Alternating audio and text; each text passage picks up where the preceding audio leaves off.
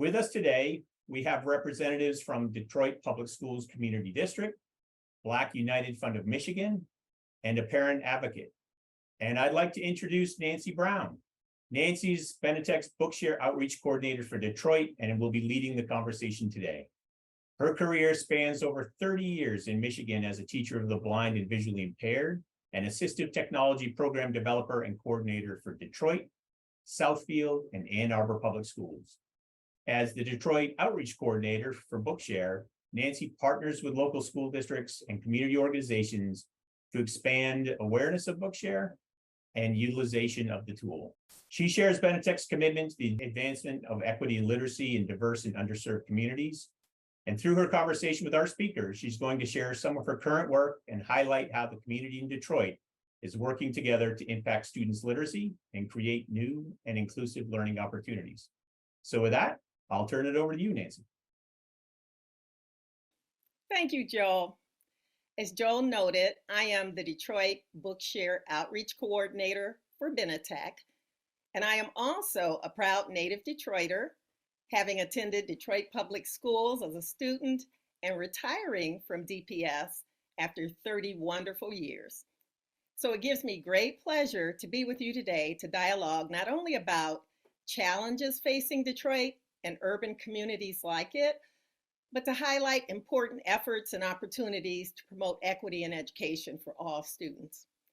So being the largest city in Michigan, Detroit is a tight-knit community with a history of rising to meet its challenges head on. And while we've heard good news around Detroit's post-pandemic comeback and rise in graduation rates, we know that according to the nation's report card, 83% of elementary students cannot read at grade level. So our fight for equity in education is at the heart of our efforts. As Joel mentioned earlier, one of the ways that we're able to support this effort is by providing free access to Bookshare and all qualifying students, thanks to funding from the U.S. Department of Education. We are growing our student membership in Detroit, and we've seen a 20% gain in student membership since November 2022. But we still have work to do. And even though many of our students are receiving resources and services that help support their learning, there's still a significant number of students who test non-proficient in reading that have not been identified as having learning differences. Today, we want you to meet some of our community leaders that Benetech is partnering with to ensure that students in Detroit have access to equitable education opportunities and are empowered to reach their full learning potential. Our first speaker is Ms. Lauren Carter-Nzoma. She is the Assistant Superintendent for Exceptional Student Education at the Detroit Public Schools Community District. DPSCD is the largest school district in Michigan with approximately 8,000 students identified with exceptionalities in 114 schools. Ms. Carter-Nzoma oversees programs servicing these students, including the Wayne Risa Moderate to Severe Center-Based programs. Her broad range of experiences in education include working as a state compliance monitor for the Michigan Department of Education and as a State Board of Education Special Education Advisory Committee member. In addition to her role and responsibility as Assistant Superintendent, she describes herself as daughter, mother, sister, identical twin, and now a Mimi for her eldest daughter's son.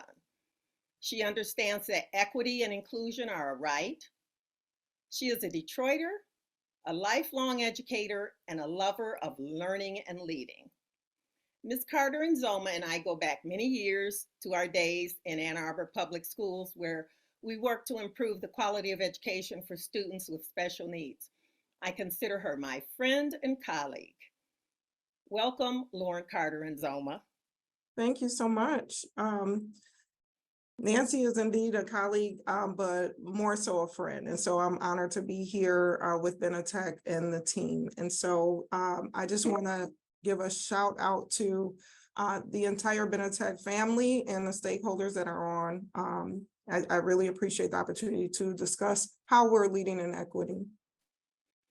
So, Ms. Carter-Nzoma, would you please paint a picture to help us understand the current landscape in DPSCD and outline the unique challenges that the district faces and the opportunities that are being leveraged that might inspire other districts who want to address education equity in their districts? Absolutely, opportunities indeed, right? We could call them challenges, but let's stay on the positive side and talk about the opportunities. One thing I will say is our superintendent, Dr. Nikolai Viti, is an outstanding leader and has the ability to seek out leadership, to seek out opportunities, and bring in the stakeholders who can make those things happen.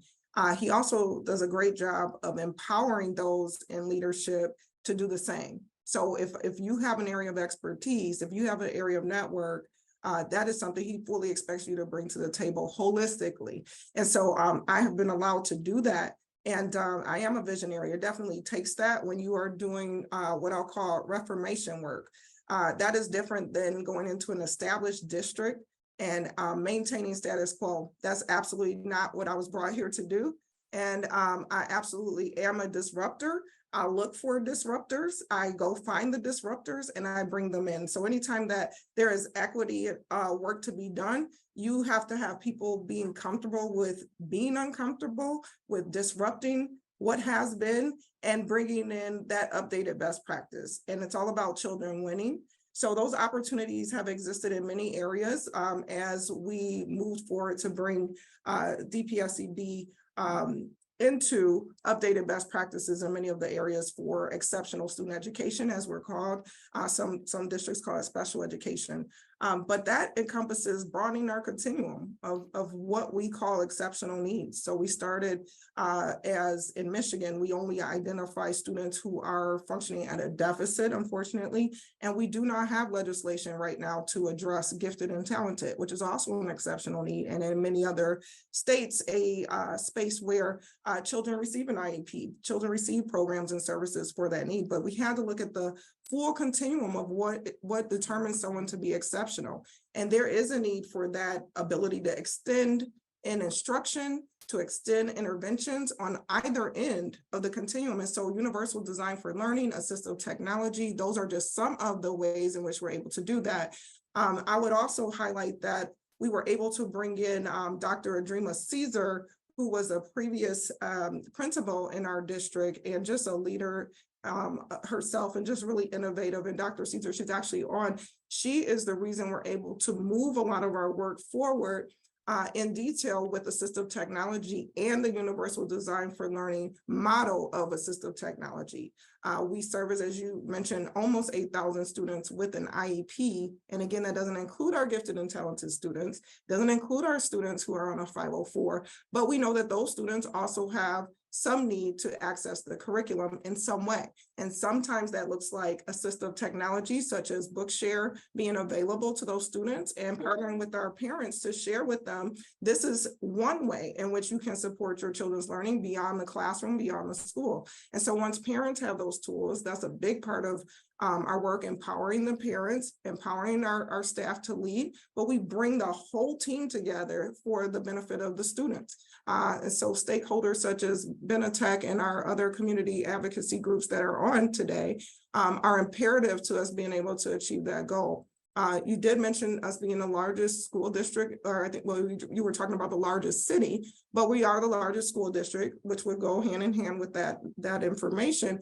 But we to date have 671 users of Bookshare here in DPSCD.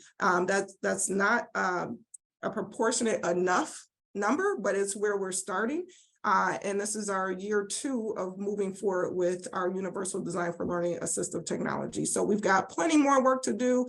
We're not afraid of the challenge. Our parents are right there with us, which you'll hear from Ms. Nathan, Shireen Nathan, who is a parent of a child with an IEP, but also I was able to pull her in, and she also works in our department as well. And she leads our parent advisory committee, which we've been able to expand exponentially since she's joined us this year. And so that is a key part of our work, connecting with our families, training our families so that they have the words, they have the language, they have the information, so they continue to advocate for themselves, for their children. And we see the outcomes truly way beyond what is generally compliance, as we know is a heavy word in special education, but way beyond compliance, which our dear colleague, Michelle DeJagger, our executive director, she always says that's such a low bar. Compliance is just the bare minimum. So when you empower families and you empower our students, we go far beyond compliance and we get to the outcomes. So that's where we are. So thank you for that. You know, I'm really excited to learn that DPSCD is using universal interventions for all of their students. And I'd also like to take a moment to thank Dr. Caesar, who's helped me greatly to progress through the district and make progress so that we could actually grow our membership. So thank you again, Ms. Carter-Nzoma, for your leadership and your dedication to students and families in Detroit. So next, we're going to take a look at a video clip that showcases 2 of our Bookshare champions. Benetech presents Bonded by Bookshare, a Shireen and Tyrese story. Meet Shireen and Tyrese. Bookshare has been a very asset tool, not only for me, but for Tyrese also. How does Bookshare help your educational experience? I've come to start utilizing it more now since I'm back in school. Quite a few of my books are on there, or even books that I didn't know about, which is really amazing. The best part I like about it is that it reads the book to you, and then you can highlight, or you can take that part and crop it out as a note. And that's so amazing that I can just do that all in one. How has Bookshare helped strengthen your bond in learning? I think it's because it helps us read better. We had trouble of reading, don't know what words it is, don't know what the story is. What was your educational experience like before being introduced to Bookshare? Definitely say living with dyslexia, I always had to put like different things in place for me to make sure that I could read it. Reading out loud was never something that I wanted to do. But with Bookshare, like Tyrese mentioned, when I get to a word and it's reading it and I heard it, but it's like, okay, I knew I wouldn't be able to pronounce it. You can always highlight it or go back and you can read it over again. Even if I don't understand it, like Tyrese said, the way the contents, how they're using it, I can highlight that and then go look it up. So now that makes me be able to feel more comfortable to knowing what the author was trying to get me to understand. What was the educational experience like for Tyrese before Bookshare? Tyrese did not like reading at all. She would get so frustrated with herself. Like, my brain is this and my brain won't do that. And I'm like, no, we all need help. We all have to ask for help sometimes. We all don't know everything. What's one word each of you would use to describe Bookshare? Phenomenal. The understanding. Thank you, Shireen and Tyrese, for being a part of the Bookshare family. To learn more about Bookshare, visit us on bookshare.org. So today we are grateful to have Shireen Nathan, who you just heard in the video, with us today. Ms. Nathan is an active leader of the Family and Community Engagement Committee for DPS, Office of Exceptional Student Education, and she leads the Parent Advisory Committee, where she does an exceptional job making sure that parents have resources and information so that they can advocate for themselves and their children. Ms. Nathan lives with dyslexia and is a mother of our wonderful Bookshare member, Tyrese. We just heard how transformative their experience has been using Bookshare. Welcome, Ms. Nathan.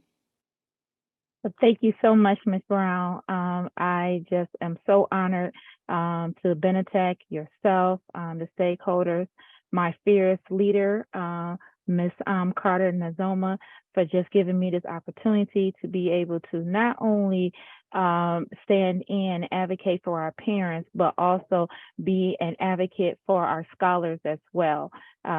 We need that, and it's something, as Ms. Carter Nazoma stated, it is an essential. It's not something that should be an option. It's a requirement that is needed on a day-to-day basis. So, Ms. Nathan, you've truly been a champion for your daughter's learning. And so we saw in the video how Tyrese used Bookshare to enhance her love of reading. Would you share with us how this success has impacted her in other areas of her life? That is, Mrs. Brown, I don't think we have enough time for me to share all of that, but I'm gonna do snippets, okay?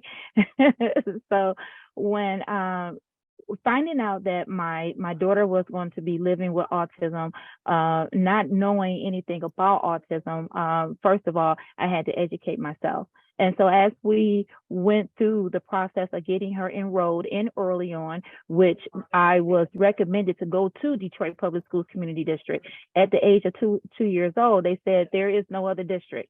You are right where you need to be at. They're going to have everything for your scholar. So once we started that road for her for education, of course, as I mentioned, reading was a hindering for her. However, now moving forward, so we're talking about from 2 years old, now she's 16 and she attends Detroit School of Arts. She averages anywhere from a 3.5 to a 3.7. Her goal now is to become the valedictorian of her class year 2025. She just got introduced into the National Art Honor Society.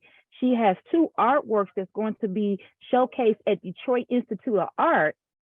When I say Bookshare has implemented a whole new door opening up education for my daughter, it has been amazing. When we now go to the grocery store, when I'm doing just regular day-to-day functions at home, I pull her in and I say, okay, I need you to read this for me. I need you to help me balance the budget. I need you to help me create the grocery list. I need you to help me go pay for the gas. That she wouldn't have been able to do if it wasn't for Bookshare to give her that strength and that confidence to know that she is capable of doing it. And this tool right here helps her do that. You know, that's just incredible. And we're looking forward to just continued growth and just seeing her graduate. And we're so excited. And maybe we'll have time to talk a little bit more about it toward the end of the program. So thank you so much for attending and gracing us with your presence. And make sure that you thank Tyrese for us as well. I will do. Thank you, Ms. Brown. Thank you. So as we see education pathways evolve outside of the school, it's equally important that we work with community partners to scale the reach of programs and promote literacy and address inequities. So next, I would like to introduce you to Dr. Linda Cobb McClain. She is the program director at the Black United Fund of Michigan, and she's also a Benetech Bookshare partner. So Dr. McClain is passionate about her purpose of helping families to become healthy and whole. She has developed a number of youth programs, empowerment programs, under the Empowering Youth for Everyday Success EYES initiative. These programs equip our young people with the necessary tools to be successful academically, socially, and financially. Welcome, Dr. McClain. Good afternoon, Nancy. And again, on behalf of Buff and our dynamic executive director here, Kenneth Donaldson, we thank both Benetech and Nancy for the opportunity to share information about several of our out-of-school programs. Buff, by the way, we're celebrating 53 years. And as Nancy indicated, we are excited about our initiative called EYES, Empowering Youth for Everyday Success. And see, through this initiative, we equip underrepresented and underserved youth ages 5 to 21 with the tools to succeed academically, socially, financially, and then wisely choosing a career at college. We operate under the 4 E's philosophy. That is, exposing youth to the possibilities available, experience, providing youth with the tangible and hands-on experiences, education, teaching them the knowledge that complements that experience, and finally, 4, empowerment. That is, with the previous 3 E's, youth along with their parents or caregivers are in a better position to positively impact their future. So let me provide you with several examples. Our Future Docs for Tomorrow program is called SIMO Scholars. It exposes youth to the possibilities of a career in the medical field. Partnering with Wayne State's Medical School and the NEATO Group, this program currently has 4 cohorts of students. Starting with youth in the 7th or 8th grade, the program seeks to expose youth to various health fields, ranging from neurology, psychology, forensic science, genetics, nursing, dentistry, and even pharmacology. Once youth enter the program, they are able to stay until they graduate from high school. We load them up and prep them with knowledge and experiences about health science. They participate in research and lab experiences, interact with various specialists that look like them, increase their medical knowledge, have the opportunities to be mentored, and also learn how to improve their own physical and mental health. I've heard from a number of parents who report that the program has helped their child focus on what career they wish to seek, thereby improving the time the student devotes to subjects in schools such as science, reading, and math. One child who was really struggling in his grades was a whole new student after a year in the program. After making up his mind that he wanted to be a neurosurgeon, and this came after hearing one of our local African-American neurosurgeons, he became serious about his studies. He improved his grades in science and reading in particular. We are truly thrilled that our students will be making a serious impact in the medical field in their near future. Another program that we are excited about is our ACE program called Aviation Career Education. We partner with Wayne State University, Tuskegee Airmen, Federal Aviation Administration, and Delta Airlines, just to name a few. ACE exposes youth to the myriad of careers in the field of aviation, avionics, and aerospace. Youth attend a 1-week summer academy where they learn about the physics of flight, the impact of weather, they interact with drones, and in some cases, they actually co-pilot a plane over Metro Detroit. We've had plenty of testimonies where you can imagine when these youth exit their plane ride, they have a wide grin on their faces. They realize that they've overcome their fear of flying, and they also recognize that they assisted with helping to pilot a plane. Now, a number of those youth have chosen to pursue a career in one of the fields, aviation, aerospace, or avionics. Lastly, I'd like to talk about our Achieve and Accelerate program, which we actually do with Nancy. And we have worked with other organizations as well to help promote the reading and literacy skills of our youth. One of the programs involved the summer school, where last year, Nancy and her program used adaptive and accelerated technology tools to first determine a child's baseline for reading, and at that point, continue to utilize other tools to improve their proficiency. I think it's very important that all hands are on deck regarding how to address the reading problems in our community. BUF simply wants to be part of the bigger pie. In whatever program we implement, whether it's our Future Docs or even our photography, financial literacy, or other programs, we continue to emphasize the need for reading by assigning reading projects, provide assistance, and encourage parents to help with the child's reading assignment. So that in a nutshell is just some of the programs that we sponsor here at work at Buff of Michigan. You know, thank you, Dr. McLean, and we're looking forward to future partnerships with Buff. And we're excited to say that Bookshare is a valuable resource that's going to be used within all of these programs. So we're making Bookshare available within all of these programs. Buff of Michigan has an organizational membership account. If you'd like to find out more about that, please go to bookshare.org or give me a call, email me, and I'll be sure to give you that information. And to learn more about Buff programs, we've dropped links to the programs within the chat. So take a look at the chat to find out more about Buff programs for the summer. And Joel, with that, I'm going to pass it back to you. Thanks very much, Nancy, and thank you to everyone, all of our panelists. Terrific information, and we have some questions coming in as well.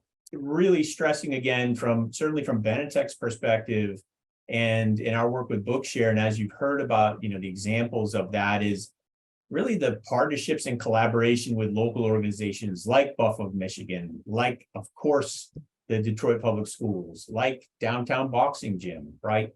These community collaboration is really helping to connect individual students with the people and resources that can provide them the support and the skills that they need to help move forward, really to find their passions, to succeed, right? To set a goal for themselves, like Tyrese, to be valedictorian. I mean, it's incredible, right? And the role of those organizations and the sustainability of that, the local organizations in the community who understand the community is really critical. And speaking of Detroit-based organizations, did also want to acknowledge, right, that Benetech is grateful to General Motors, GM, and their support for improving our learning technology so that we can provide more inclusive resources and with their support around accessible math and STEM and using the power of AI for good to help make that available to more students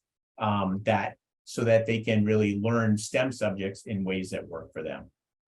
And so with that, I think what we'd like to do is go ahead and jump into a couple of questions. And so the first one is for you, Ms. Nathan. So you shared that you believe in the importance of early identification for children. So in your role on the Parent Advisory Committee, how do you help parents advocate for early identification for intervention for their children? That is a great question. With any parent, once you find out, of course, you have to process it.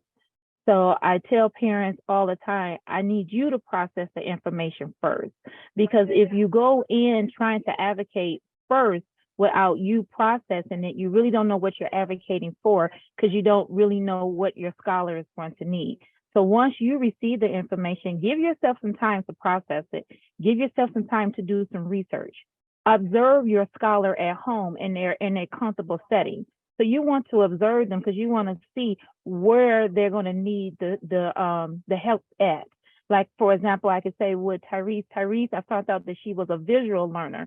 So I brought my nephew over. So when she saw him walking, that let her know that she was able to get up and walk.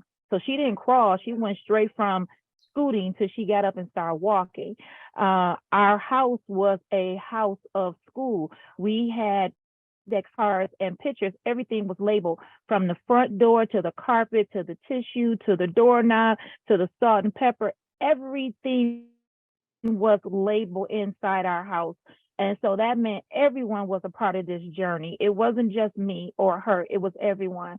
So I incorporate that and I let parents know it takes a village. So you're going to bring your whole village inside. The matriarch is the scholar. The scholar is the matriarch of that village. And so we are the villagers around that matriarch, because the villagers have to be able to support, encourage, and lift and motivate that matriarch, right? So when you look at your village, you want to look at it from saying, okay, we are the villagers, even though we're the parents, we're still the villagers, because this scholar is going to show us what they really need. When a child shows you, please believe them. When they say, I don't like this texture, they don't like it. When they say the fluorescent lights is a trigger, then fluorescent lights is a trigger. And it's okay. But the first thing I will always tell every parent is when you think something is unique about your scholar, start observing. Go to the pediatrician. Let them know, hey, my scholar is not hitting those milestones. Let's start thinking about what we need to do. This is what I have observed. The pediatrician is going to love it because now you're coming with a solution. You're not just coming with what you think. You're telling them, hey, this is the documentation. This is the video. This is what I have. So always process the information first, do your research, observe your scholar, and then start building your village around your scholar. And keep in mind, your village is going to change. Your scholar is going to change. But as you continue to build that foundation of a village, it does get a lot easier as the scholar starts to progress and grow in their academic life. Terrific. Thanks very much, Thanks, Nathan. Really You're appreciate welcome. that insight, and your work there is You're amazing. There's another question here that's some commentary kind of on the expansiveness of the Bookshare collection. And Nancy, I thought I might send this one over to you. Follows on about do you engage in training experience to help teachers and parents be able to leverage Bookshare to its full capacity? So, Nancy might be able to, speaking to that of your work there in Detroit. Absolutely, yes. And I must say that Ms. Carter-Nzoma is partially responsible. Dr. Caesar sets up the training for me. So I actually do provide training for teachers and actually sessions for parents. And in those trainings, I take them through what is Bookshare, who qualifies, how do you access it? We go out on the web, we take a look, we talk about setting up memberships. And DPSCD has an organizational membership for all of their teachers and for students who qualify. So the numbers are growing there. We're almost at 700, I believe. So yes, if you are an instructor or someone working with a student in the DPSCD school district or in a school in Detroit, you can reach out to me. I would be more than happy to come out and do training for your staff and your parents. And we have over 1 million books in our collection. So I'll take you out on the web. We can take a look at those books. You can sort the books by the student's interest. So absolutely. And I'd be more than happy to do that. Thank you. Terrific. Thank you, Nancy. And maybe it's a segue because you talked about, your work with Ms. Carter-Nzoma. So maybe over to you a little bit about if there's anything, adding to that, but also how do you see kind of the role and the importance of assistive technologies like Bookshare and the role of the educators in your district, right? How does that support their work and their work with the exceptional students? Absolutely. I think the number one thing I encourage everyone to understand is that students with exceptional needs are general education students first. So that means that they should get what all students get, right? That's number one. And then the part that is their exceptional need, that's the part where we go above and beyond. So when a child has a need in a particular area, again, I'm monitoring my language because Michigan operates in a deficit model. It's by law. It's not something we want to do, but it is what it is. When the child exhibits a deficit in a particular area, then we are required to look at that and determine whether a multi-tiered system of support, or MTSS, has been put in place for that child to pinpoint the area of intervention that's needed. For example, a student can have a reading deficit or exhibit what appears to be a reading deficit. But your multi-tiered system of support comes together to look at all the avenues that could play into that. You have people looking into attendance. You have people looking into the history of that child. Where were they before? We have them looking at the methodology of instruction for that child. Is there something more extensive, medical, whatever may come to the table? And so sometimes it is the child gets to school late every day. And reading happens the first part of the day. So guess what? We don't actually need to evaluate a child. We need an attendance plan to help the child get to school on time, to not miss that instruction that the rest of their peers are getting, you see? So there's multi-layers that go into that conversation. It's not automatically a child has to be labeled with a disability. So back to the parent part, back to the whole village, the whole child component, it takes everybody having those discussions and everybody being aware of what the actual needs are for a child, not what it appears to be, but really digging into the at home. Is the child interested in literature at home? Do they have a library card? Have they seen ways to engage? So it really is important for everyone to be at the table and have the discussion. And then throughout that evaluation process, if the parent has discussed with pediatricians, if they have looked at their process through medical professionals, so on and so forth, then you bring that information, because we don't want to mislabel a child as being disabled, because we understand what that can do for outcomes for that student long term. So where this fits in is we have children who have missed instruction for many reasons. We could talk about emergency management of Detroit Public Schools. It was Detroit Public Schools at the time. And what that did to the outcomes for students was detrimental. And so we know that our children missed a lot of core instruction. We know they did not have adequate curriculum and text and things like that. So how do we determine that all of these children actually have a disability, or they missed some formative years with core instruction? You see, you have to do the legwork.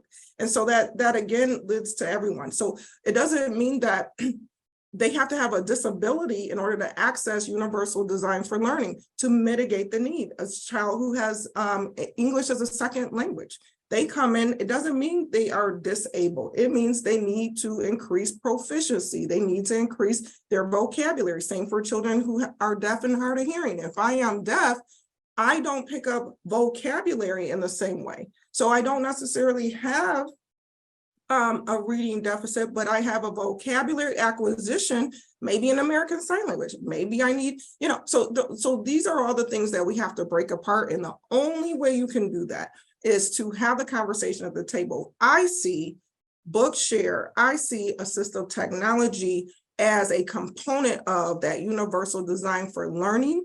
And when we get into the nitty gritty of assistive tech versus just UDL, that's another conversation, right? You evaluate for that assistive tech. So we could go into that, but we won't, but that's just, I think, a point to make.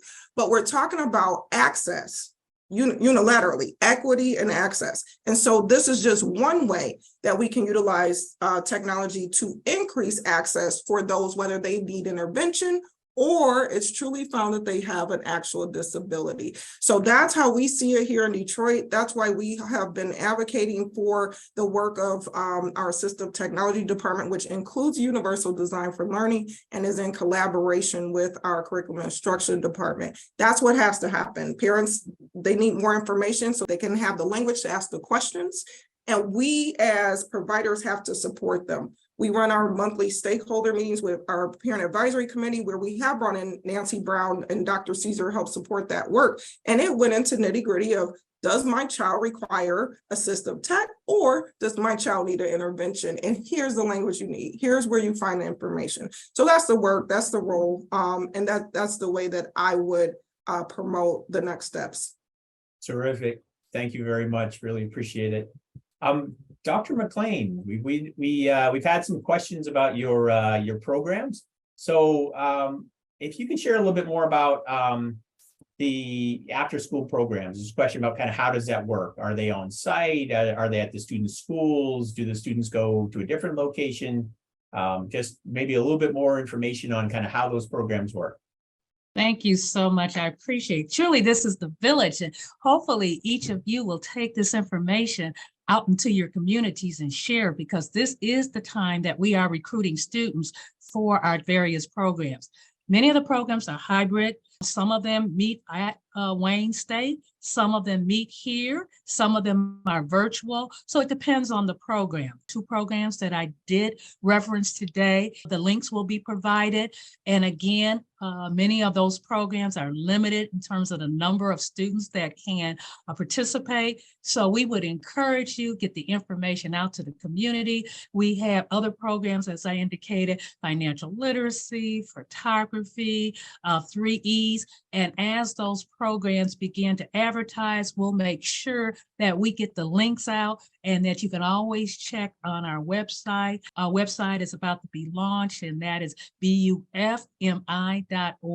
So again, look at the links that are posted. Those two programs are filling up quickly, and we will have the other programs listed probably by the middle of April. So we look for each of you to refer students. And even if they're on the cusp, I really depend on parents, because many times parents say, well, I don't know, they have other things to do. A child doesn't know if they don't know. And we've had so many folks afterwards come up, and parents and children hug us and say, thank you for at least introducing us, because we didn't know about this in medicine. We didn't know about this in photography. We didn't know about this in aviation. So thank you for that question. Thank you, Dr. McLean. And maybe we'll take one more question here. There's a question about how corporations and philanthropy can support this work and coordinate it to be kind of both locally and nationally. And so I did want to give a shout out to we have on the program today, speaking of support, KLA. And so they're based in the Detroit area, in the Bay Area, and supporting our work, some of this work that you're hearing about today there. But maybe just opening up, for the panel, any recommendations you have for corporate or other, private philanthropic efforts in terms of how to best coordinate will be most helpful for their work, either locally, for instance, in Detroit, or nationally.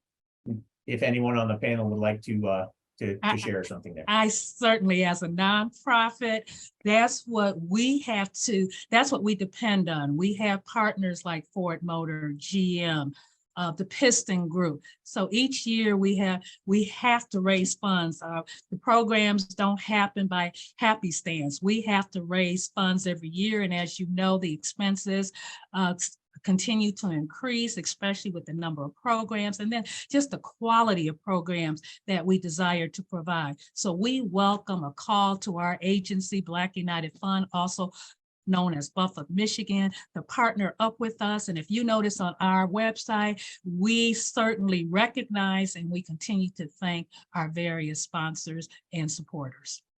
Well, I would definitely say, as a parent and loving my village, we need our stakeholders. Whether you are corporate, whether you are private, whether you are the mom and pop shop, whether you are just getting up and started, we need your presence. We need your monetary also, which we always love to get that, but we need your presence. We need you inside our buildings. We need you inside our schools. We need to see you volunteering. We have a Lex Read program. We have our Summer on the Block program. We have our mentor and our leadership programs within our schools.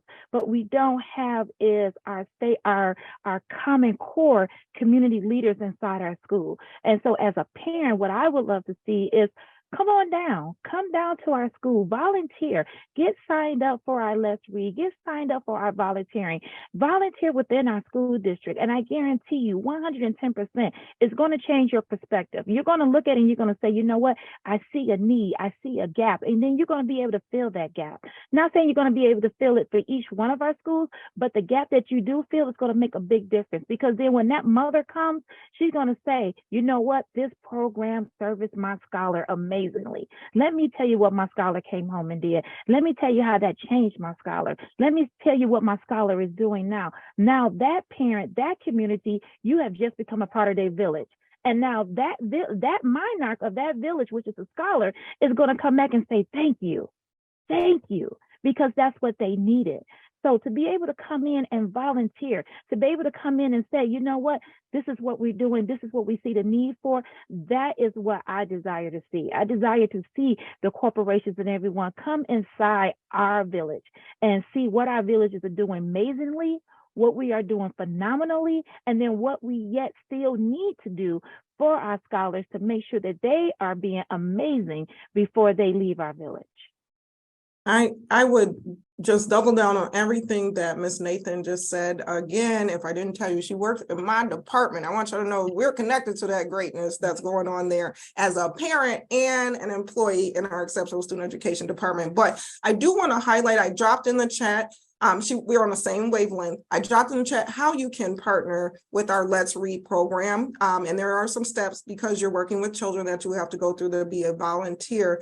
However, I also need to plug the fact that we have expanded our Special Olympics programming. We launched the first ever public school league for unified champions. And if you're not familiar, that is a opportunity for inclusion with peers who are not disabled on the same team as students who happen to have a disability, and they compete. And so shout out to Cody High School, who had the first ever Unified Champions League championship win just recently. And so it's amazing. We have also been awarded by recognizing and receiving an award by the International Special Olympics program. And so we are just proud of that work. We always need support with Special Olympics because we run the largest Special Olympics program in the entire nation in a public school. And so I want to just kind of shout out the fact that we're working this summer. We have to have volunteers for this. We're working this summer to have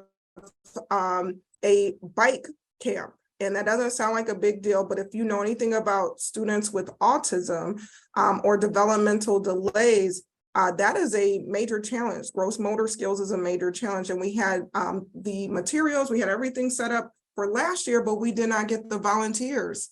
And so we had to cancel that amazing opportunity. We had people calling from, Auburn Hills, Ann Arbor, wanting their children to get this camp because they know how big of a challenge it is, but we had to cancel for lack of volunteerism. So if you are interested, please do email myself. It's LOHREN, and I'll drop it in the chat, .nzoma@detroitk12.org. So I'm giving you a very specific way that we could use your volunteerism to move things forward for children with disabilities. I would also like to add, and thank you for all our programs operate on volunteers. And if it wasn't for volunteers staff our aviation program. We've had, even for our docs programs, these are doctors that take time out of their busy schedules, and we don't pay them to actually mentor our children. And we've got a new business program that we hope to launch this summer, business leadership. And the only way we're going to be able to staff that program is having various business people call us and indicate that they're willing to give up their time, talents, and their gifts. So thank you for making the point that we need volunteers in every area, especially when it comes to our children. They need to see us giving back. We are celebrating DPSCD Disability Awareness and Acceptance we did it all through March, and it continues through April. And so what that looks like is we are launching the first ever whole district inclusion assemblies. And that is peer-led in our district. All 114 school buildings are slated to have an inclusion assembly led by non-disabled peers.